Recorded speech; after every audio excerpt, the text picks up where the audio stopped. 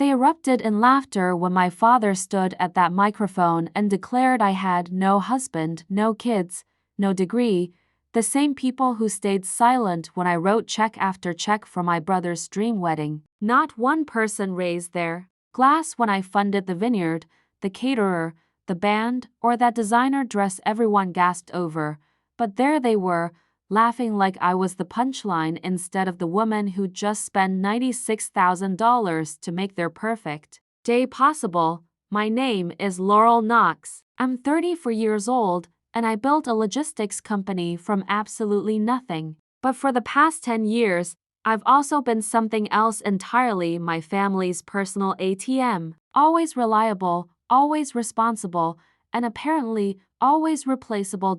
It started so small you'd barely notice. Gas money for Brandon, my younger brother, when his car broke down. Then Dad needed surgery. Mom's dental work, college tuition, rent money, just a little help to get through the month. And every single time, I said yes, because that's what good daughters do, right? We say yes. We adjust. We're proud of our independence until it becomes everyone else's excuse to depend on us completely.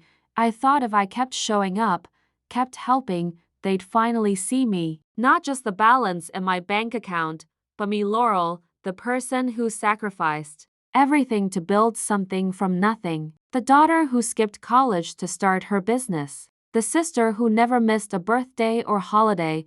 But here's the brutal truth. I stopped being Laurel the moment I started saying yes with my wallet. They never came to my office opening. Never once asked what I wanted, only what I could give. And the more I gave, the more invisible I became. By the time Brandon's wedding rolled around, I wasn't the daughter or the sister anymore. I was just the sponsor. The wedding that changed everything. Wedding planning started with a phone call. That should have been my first red flag. Laurel, they found this gorgeous vineyard upstate, Mom said, her voice already dripping with that practice sweetness. It would mean the world if you could help with the venue. I said yes. Of course I did. Then came the photographer's package. That wasn't included. The florist with a mysterious minimum charge. The band needed a deposit. Tessa's dress, well, she'd found the one, but it was way over budget. And Brandon's suit. He deserves to look sharp, Mom added with that familiar pause. Each request came with the same soft guilt. Not anger, not begging, just that unspoken pressure. You can, so you should, and I could. So I did. By the third week, I was drowning in wedding details while running my own company. The vendors had my number, not theirs. I coordinated deliveries between conference calls and signed contracts during lunch breaks. I was the maid of honor without the dress, the best man without the speech, when the guest list hit 100 people and they chose signature cocktails without asking me. I found myself calculating costs during family dinners. $12.50 per champagne flute, $275 per chair.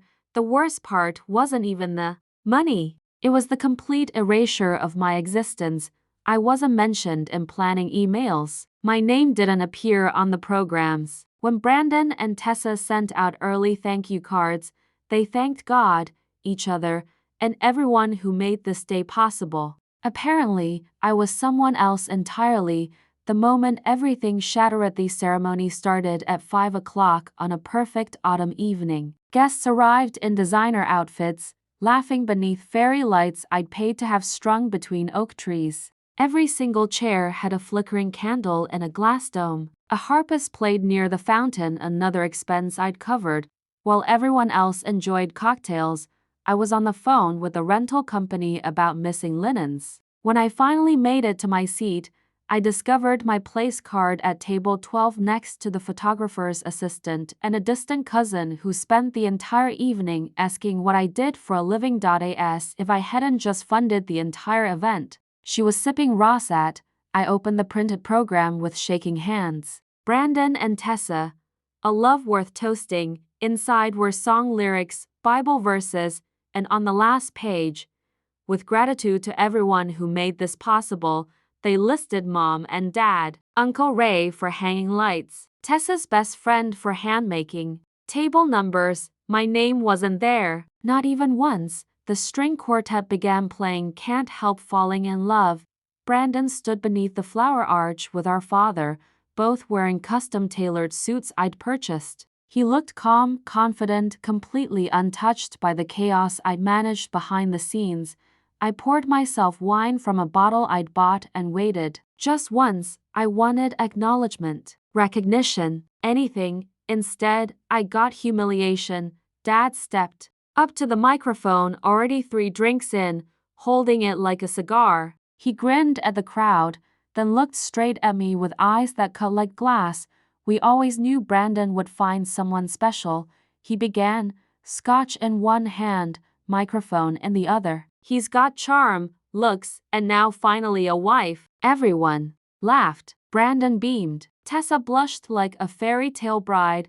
Dad took a long sip, then delivered the words that changed everything. As for Laurel, he paused for dramatic effect. She's not married, no kids, no degree. He chuckled, turning toward the crowd, then back to me. But hey, at least she picks up the check. The laughter that followed wasn't polite. It wasn't nervous. It was genuine amusement at my expense. My brother laughed. Tessa laughed. Mom covered her mouth like it was harmless family fun. I didn't laugh. I didn't move. I just sat there, wine glass in hand, feeling something cold and sharp slice through my chest. This wasn't just a joke. This was how they actually saw me.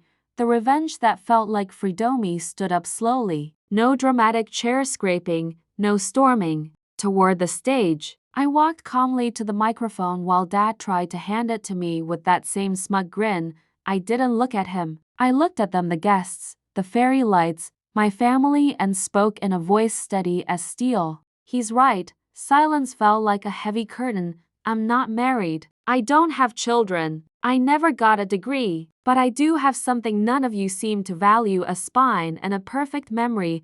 I turned toward Brandon and Tessa, smiled coldly, and delivered the blow that would haunt them forever.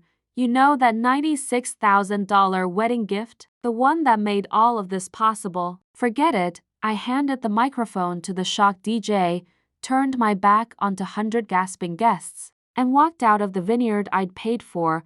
Behind me, the music didn't restart. Someone gasped. I think it was Mom. She called my name, not angrily, just surprised, like she genuinely hadn't seen this coming.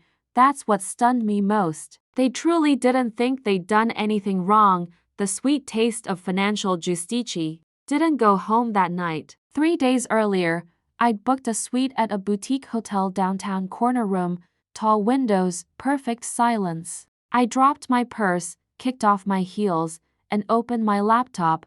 Here's what my family never bothered to ask. I didn't just fund their wedding account. I controlled it. Every payout, every transfer, every final payment required my personal approval. And I hadn't cleared the final round yet. I hovered over the financial dashboard, clicked pause all outgoing payments, and watched the screen blink once before confirming. All transactions frozen. If I was just a checkbook to them, this was me slamming it shut.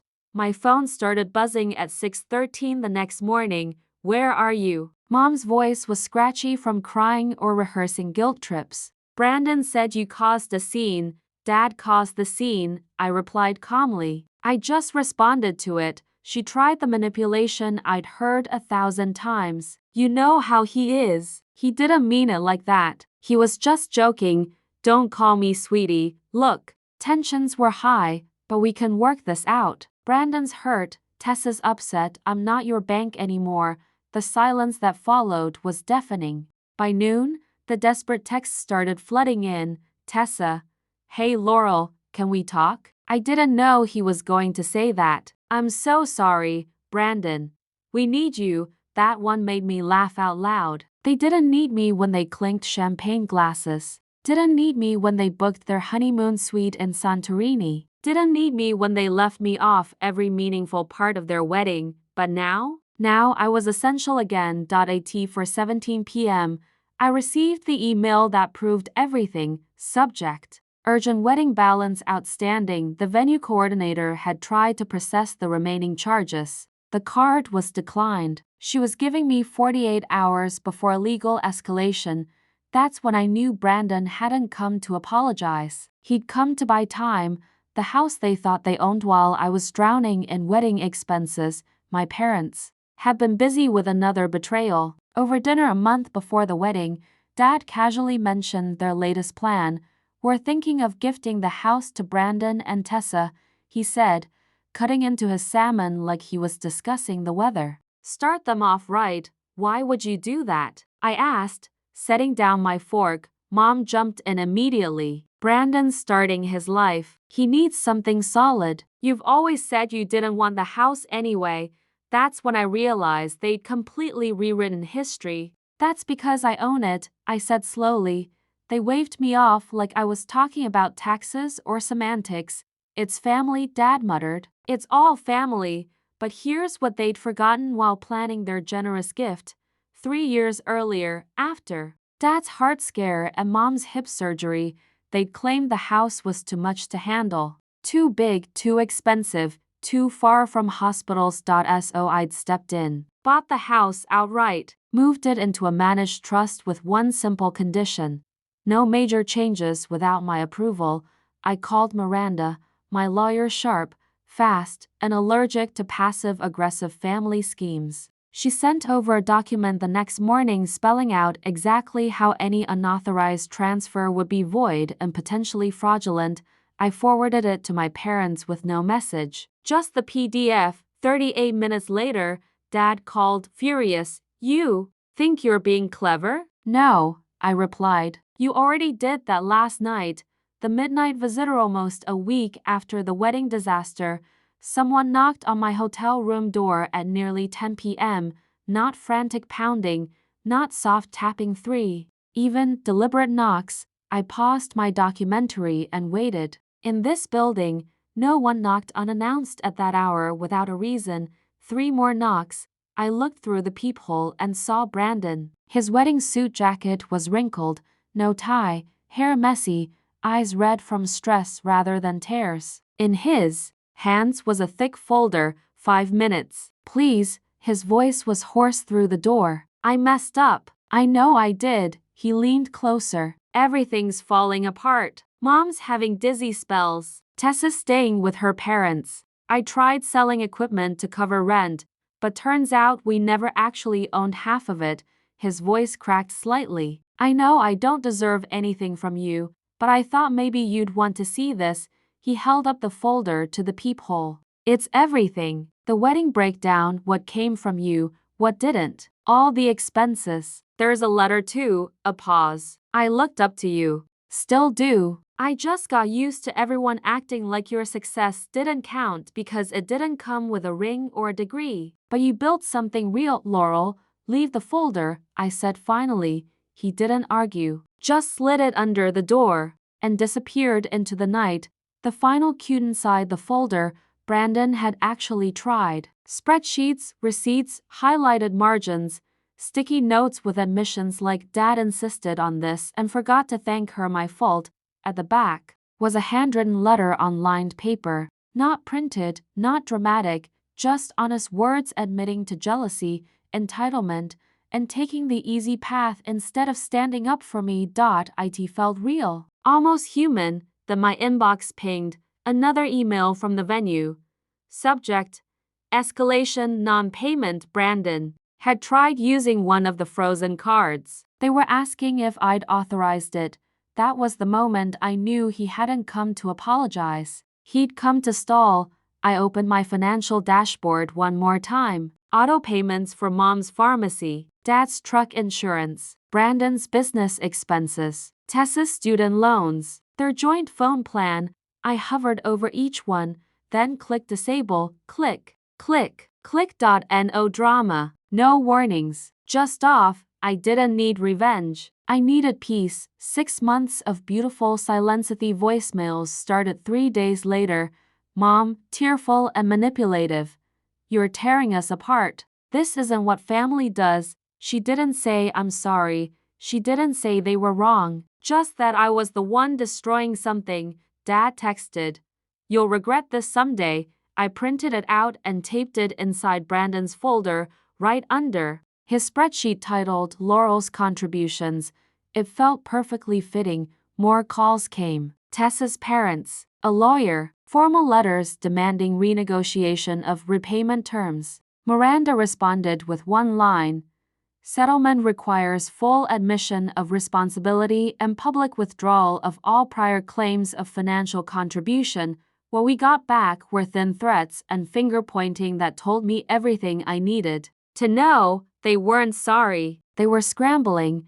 The aftermath they deserved. 6 months have passed now. Brandon's business folded. He sold his car. Tessa moved back with her parents. Mom took a part-time job at a craft store. Dad stopped texting entirely. They still live in the house barely, but it's no longer theirs to gift away. And me? I travel now. I read books without interruption. I laugh out loud at terrible movies. Sometimes I think about that wedding, the string quartet, the designer dress I paid for, the moment they all laughed at me instead of with me, and I remind myself that their laughter was real.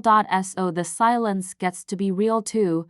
I'm not asking for sympathy or validation, just recognition that some of you have been there too. That moment when silence felt louder than any apology. When walking away wasn't anger, it was clarity. When you finally stopped being the family bank and started being yourself again. If you've ever held your breath through laughter that wasn't meant for you, leave a dot in the comments. You're not alone.